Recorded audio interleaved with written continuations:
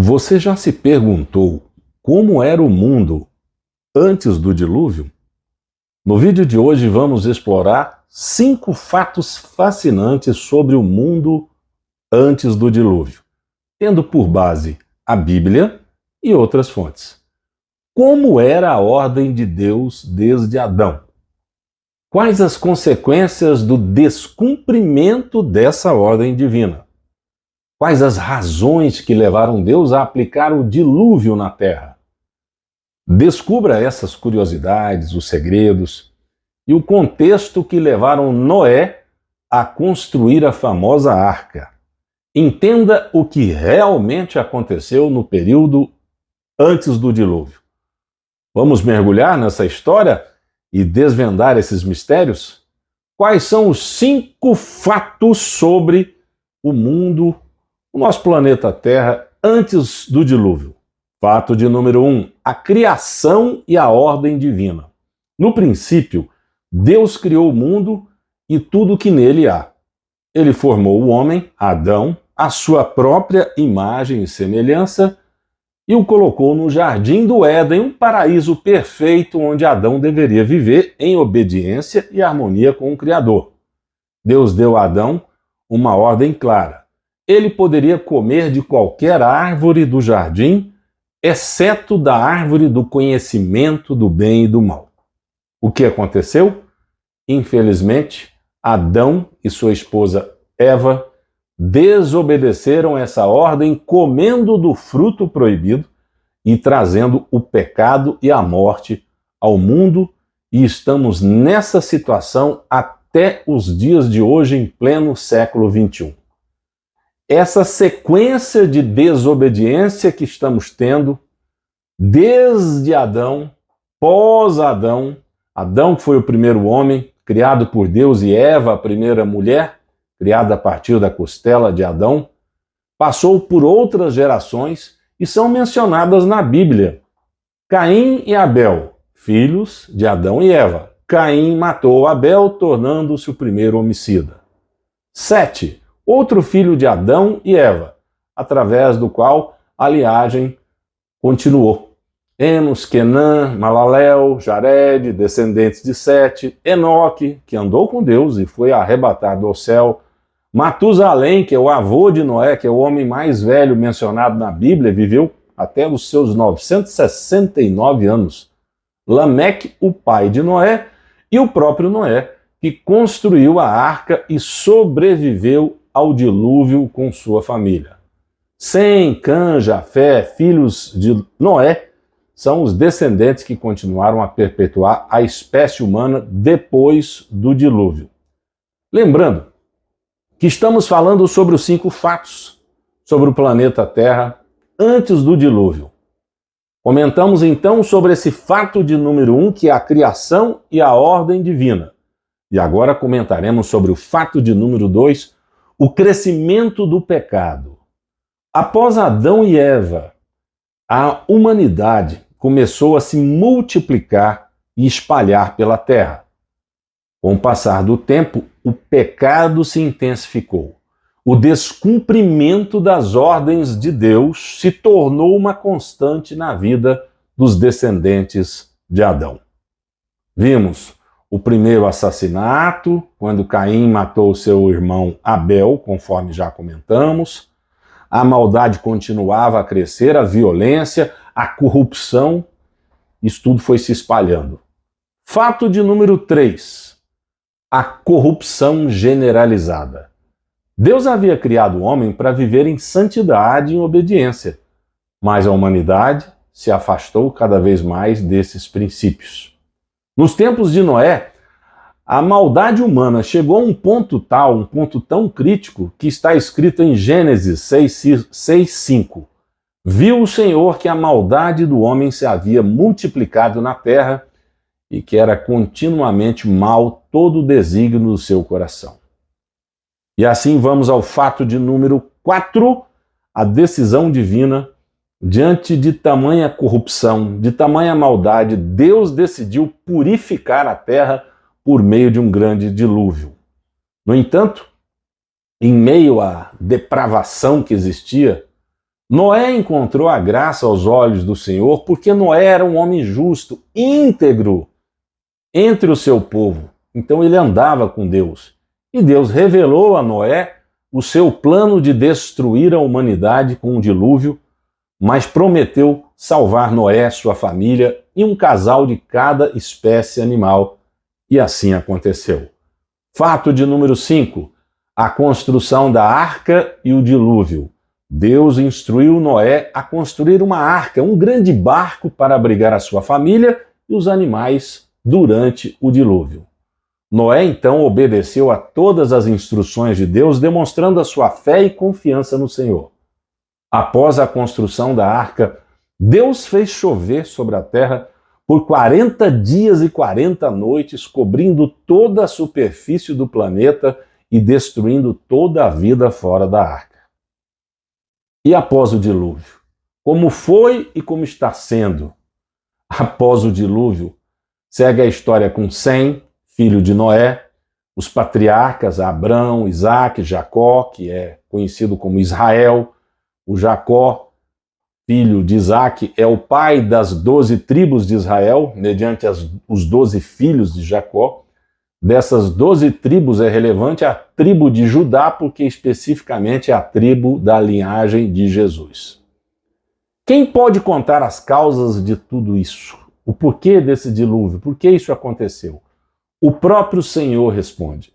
Jacob Lorber, em sua Psicofonia da Voz Interna de Jesus, numa obra do século XIX na Alemanha, confirma todo o dilúvio e suas causas.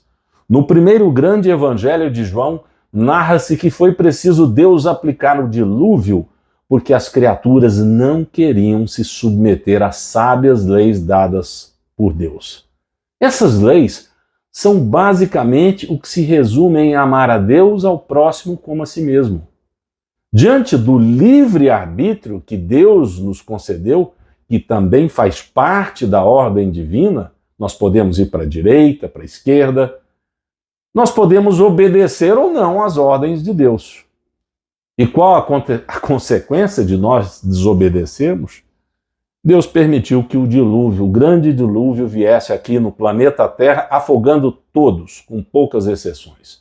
O dilúvio registrado em Gênesis 6 aconteceu de verdade, inclusive com registros históricos desse mesmo acontecimento, do dilúvio global, que nós encontramos em várias outras culturas diferentes, entre elas os antigos babilônios, é o Iraque de hoje, os nativos americanos, os astecas, os gregos, os chineses, os maias e muitos outros que comprovam as semelhanças com o relato do dilúvio que tem dentro de Gênesis.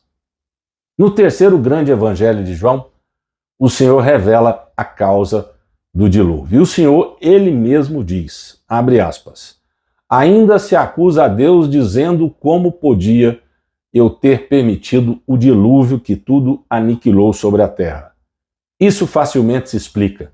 Porque um motivo eu haveria deixar que carnes enfeitadas rastejassem no solo, enquanto as almas tanto se afastavam da antiga ordem. Fecha aspas. Assim Jesus afirmou que o último vislumbre da consciência própria se evaporava pela constante preocupação do físico, onde a alma não só se despojou do Espírito Divino, mas também se perdeu a si próprio de sorte a negar a sua existência. Esse excesso de preocupação com o físico nós presenciamos nos dias de hoje. As pessoas querendo ficar bonitas dentro da concepção de bonito nos dias atuais, mulheres extremamente magras, as manequins desfilando com aquela magreza que é o conceito de beleza do momento, e toda uma perdição de uma desenfreada sexualidade, à vontade. E isso vai diametralmente oposto à função que nós temos, que é de procriação, e não para saciar o próprio desejo com libidinagem e com os anseios da carne. Quem pela própria carne vai se alimentando, pela própria carne se perderá. Veja bem o que ocorre, quantas maldades, quantas atrocidades, principalmente esse excesso de sensualismo que existe nos dias de hoje. Olha, você viu aquilo ali? Que mulher bonita e outras expressões tais. Tudo bem, isso faz parte da atração homem e mulher para a procriação da espécie. Mas o que ocorre é uma verdadeira libidinagem, um desregramento, um desvirtuamento da única função dos nossos órgãos, das nossas genitálias, que é para a procriação e não para saciar a nossa volúpia carnal. Assim, quando a humanidade chega a esse estágio, cultuando o excessivo da beleza, o homem deixa de ser homem. Ele é apenas um animal racional, mas incapaz ao desenvolvimento da alma e do espírito. Nós temos o nosso corpo, nós temos a nossa alma e nós temos o espírito divino dentro de nós. Quando nós praticamos pelo nosso livre-arbítrio todo esse desvirtuamento das leis de Deus, nós nos afastamos desse espírito que está no coração. Nós cada vez mais caminhamos no rumo da carne e cada vez mais nos perdemos nesse sentido. Não encontramos mais a chama do Espírito de Deus nos flamando, nos inspirando, nos deixando cada vez mais leves para o renascimento espiritual. Por isso é tão importante o livre-arbítrio de cada um. Para que lado você quer seguir? Foi por esse motivo e continua sendo por esse motivo a necessidade que essa carne seja morta e apodreça junto à alma nela encarnada, a fim de que talvez em milênios possa reiniciar o trajeto de formação e independência própria neste ou em qualquer outro planeta. Quando, na época de Noé, o dilúvio inundou aquela zona habitada pela escória humana, todos, com exceção de Noé, sua família e os animais, afogaram-se. Jesus ensina, na revelação do grande evangelho de João, que o dilúvio mortal depois de Noé perdura espiritualmente até os dias de hoje. Nessa psicofonia de Jacob Lorber, Jesus afirma que necessitamos ser salvos do dilúvio espiritual. E é exatamente isso que estamos vivendo, um verdadeiro dilúvio espiritual, muito mais do que o dilúvio das águas. Aquilo que Noé fez fisicamente deve ser feito por nós agora, espiritualmente, por todos nós, na reconstrução do nosso interior, de nossos pensamentos, de nossas atitudes. Só dessa forma é que conseguiremos a proteção eterna. Em outras palavras, dar-se-á de Deus o que lhe pertence e ao mundo o que é do mundo dentro da justa medida. Pois a arca de Noé representa a verdadeira humildade, o amor ao próximo e a Deus.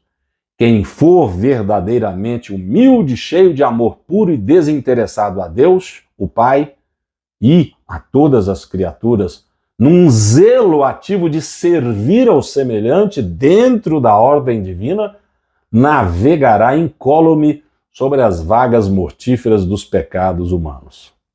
Quando no fim da sua vida, da minha vida, as águas baixarem e sumirem nas profundezas trevosas, a sua arca, a minha arca, encontrará um pouso seguro no Ararate do reino de Deus, tornando-se a sua, a nossa morada eterna. De que adiantou lá o poder e a arte bélica dos homens durante a época de Noé?